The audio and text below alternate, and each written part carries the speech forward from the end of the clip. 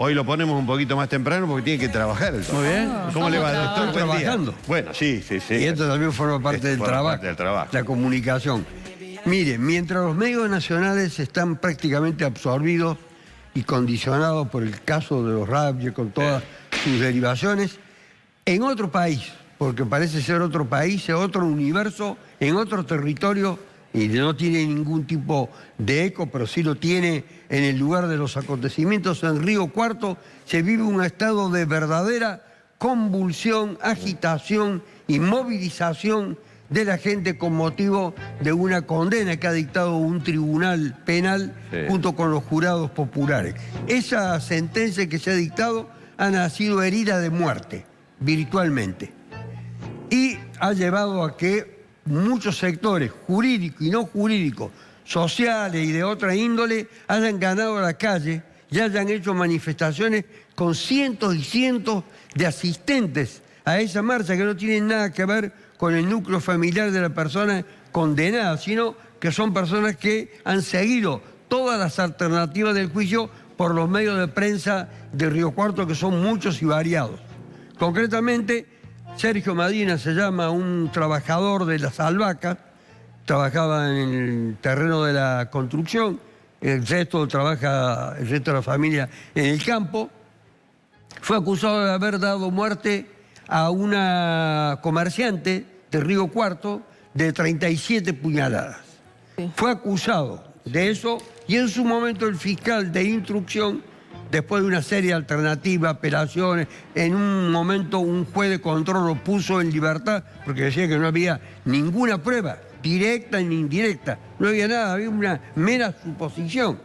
No era eso suficiente, bueno, pero esa resolución fue revocada y finalmente el hombre fue llevado a juicio como acusado del delito de homicidio simple, sin agravante. Sin embargo, en el juicio, antes de iniciarse el juicio, mejor dicho, en una etapa preliminar, el fiscal dijo, por las dudas, llegase a surgir durante el desarrollo del debate, que en lugar de ser un homicidio simple, esto fuera un femicidio y un hecho de ensañamiento, dos circunstancias agravantes que llevarían a la pena de prisión perpetua, y era necesario en ese caso contar con jurado popular, porque con la acusación originaria no era necesario el jurado popular. El tribunal, haciéndose eco de una jurisprudencia del Tribunal Superior de Justicia, hizo lugar a ese planteo y dijo, por las dudas, sin abrir juicio sobre si efectivamente era o no era femicidio, era o no era ensañamiento,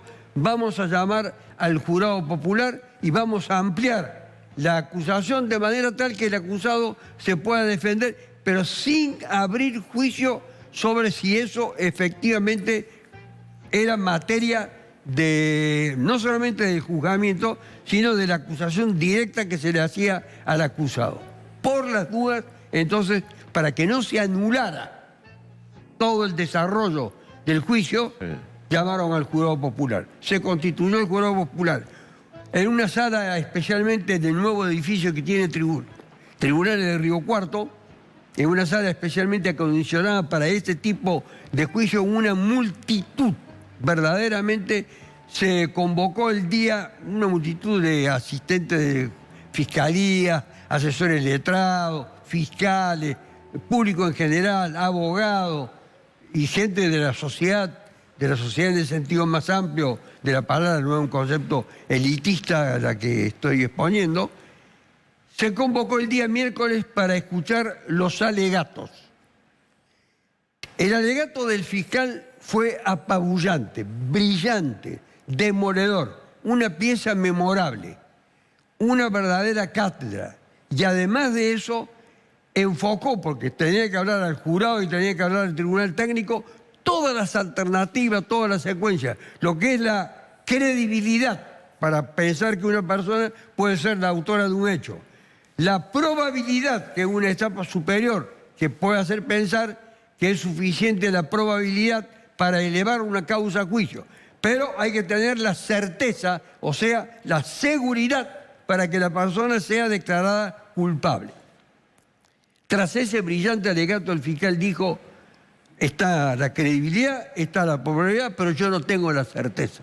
no tengo este elemento final, la seguridad, y por lo tanto pidió la absolución del acusado y dijo que durante el desarrollo del proceso no se había acreditado lo que había dado lugar en su momento a su petición y la constitución del jurado popular, no se había acreditado para nada las circunstancias relativas a que se tratase de un femicidio ni de un ensañamiento. Amén de eso, tampoco que el autor fuese el acusado, claro, autor del hecho de haber asestado 37 puñaladas a esa comerciante de Río Cuarto. Una conmoción enorme en el público, en los familiares de la víctima. Algunos se desvanecieron, se fueron al ver que era ya inminente con ese pronunciamiento del fiscal.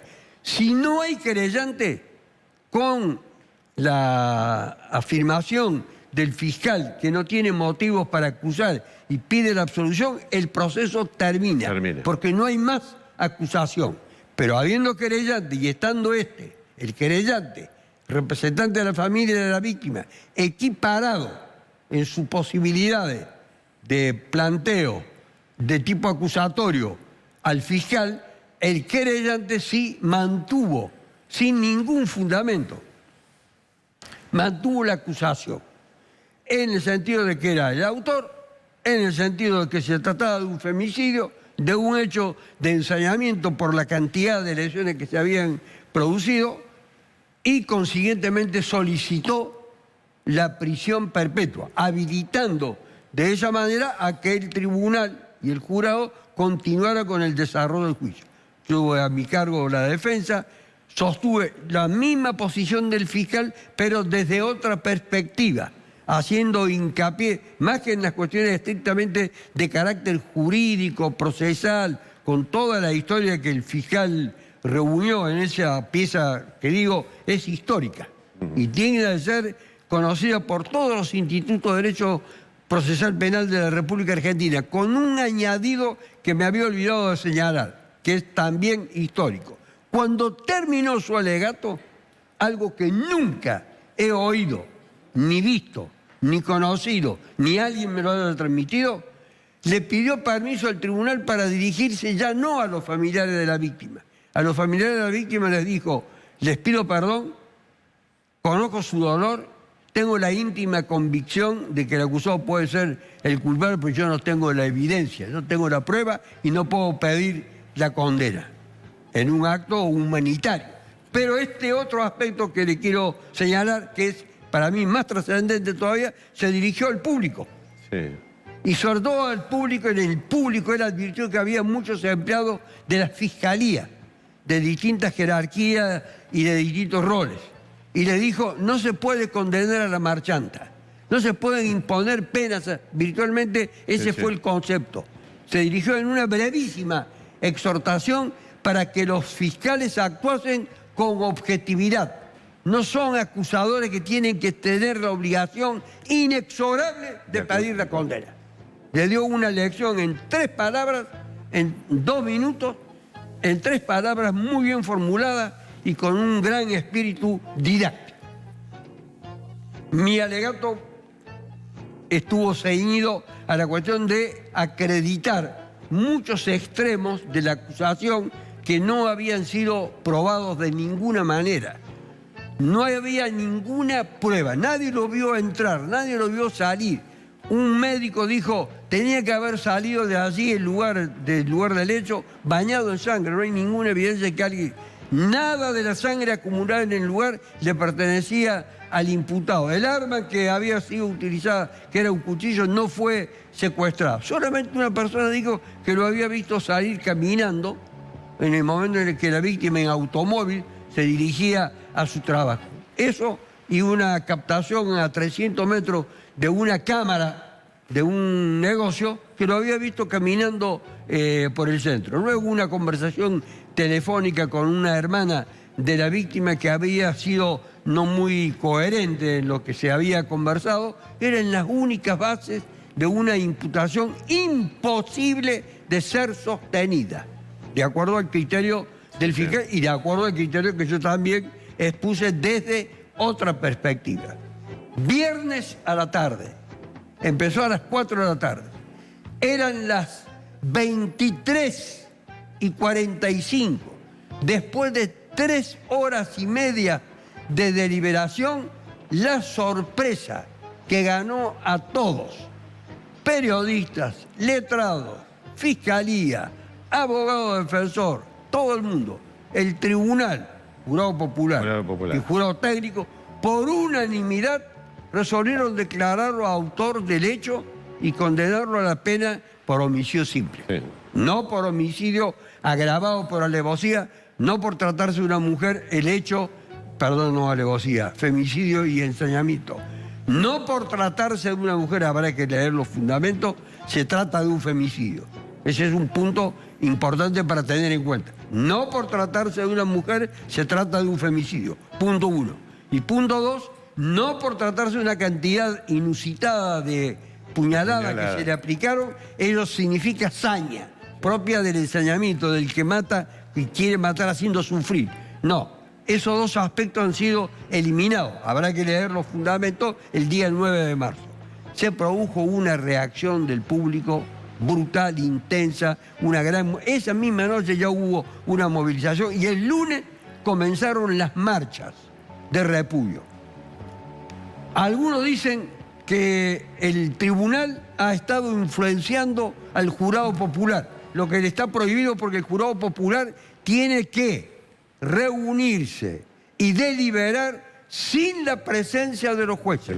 Porque ha habido protestas y reclamaciones en el sentido de que lo hacían juntos y eso está mal porque podían influir al jurado. No se sabe si eso fue respetado o no fue respetado. Hay alguna investigación probablemente en curso para saber si algún miembro del jurado llega a afirmar que efectivamente recibieron alguna sugerencia, alguna instrucción. Ya es eso, si llega a ocurrir esa investigación, materia de un verdadero escándalo. Después hay un abogado, que no tiene nada que ver con la causa, que ha dicho que se va a presentar pidiendo que directamente no se den a conocer los fundamentos, porque son escandalosos los fundamentos, el proceder del tribunal, la sentencia dictada y que hay que liberar al acusado sin más. Eso es prácticamente difícil que ocurra porque no está dentro de los presupuestos de la ley y hay que esperar los fundamentos para saber entonces cuál es el recurso que se puede llegar a presentar. Pero si se llega a establecer que algún miembro del jurado rompa ese famoso pacto del silencio del que tanto se habla con los Rabier, con todo, y diga, sí, efectivamente, nos reunimos con los miembros del tribunal y nos dieron algún consejo, nos ilustraron, nos orientaron, eso es un motivo no solamente de escándalo, de nulidad, y el fallo quedaría sin ningún tipo de sustento. Lo que puedo asegurar es que no hay una sola prueba de que haya ingresado y egresado del lugar. No hay una mancha de sangre que le pertenezca, de la abundante mancha de sangre que le pertenezca al imputado. No hay un motivo.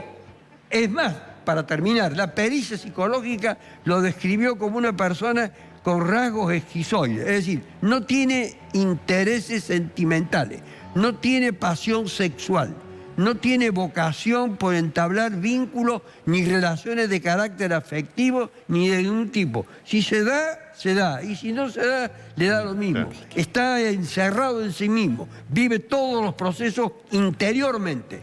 De manera tal que tampoco hay una motivación que podría ser, por ejemplo, descartando que se tratase de un robo, que de algún deseo de carácter sexual, pero como un hombre no frecuentador del mundo de la sexualidad y además tampoco tener propensión ni inclinación de ese tipo, de manera tal que también queda descartada la búsqueda de una motivación para saber por qué esa mujer fue definitivamente muerta. Hubo, en ese momento que se produjo el hecho, la existencia de este acusado ni existía. La existencia, valga la redundancia, no solamente no existía, nunca había sido mencionado. Ni había sido mencionado que alguna vez una persona llamada Sergio Medina la requería a la mujer o la buscaba, porque acabo de decir lo que dice la pericia psicológica. De manera tal entonces que en definitiva está viviendo Río Cuarto un estado de profunda convulsión. Ya lo vivió en su momento en el perejilazgo de Dalmazo. de Macarrón, Dalmacio en aquel entonces. Ahora vuelve nuevamente a sacudirse todos los cimientos de la justicia de Río Cuarto. Veremos cómo termina la historia. Y para finalizar, cuando el día domingo La Voz del Interior, en la contratapa, publicó el resultado del juicio, de que había sido condenado por el fallo de los jurados y del Tribunal Técnico, y el fiscal había pedido la absolución, el título es verdaderamente un acontecimiento, por el acierto del título, un acontecimiento histórico. En lugar de decir que había sido condenado, a tal, como si en un partido de fútbol usted no pone el resultado, tal venció a tal, digo, está todo abierto para el recurso de apelación. Sí, vale. Ese es el título, un título que verdaderamente distingue a la periodista de La Voz del Interior corresponsal en Río Cuarto, que fue evidentemente la autora de ese título, porque ella hizo el trabajo de seguir el juicio paso a paso. Bueno, muchas gracias, doctor. Muchas gracias a usted Bueno, y muy muchas amable. gracias por haberme facilitado el horario. No, por favor, lo hemos adelantado. El doctor lo hicimos levantar más temprano. Hasta el asesor lo espera él. Sí. ¿Sí? Bueno,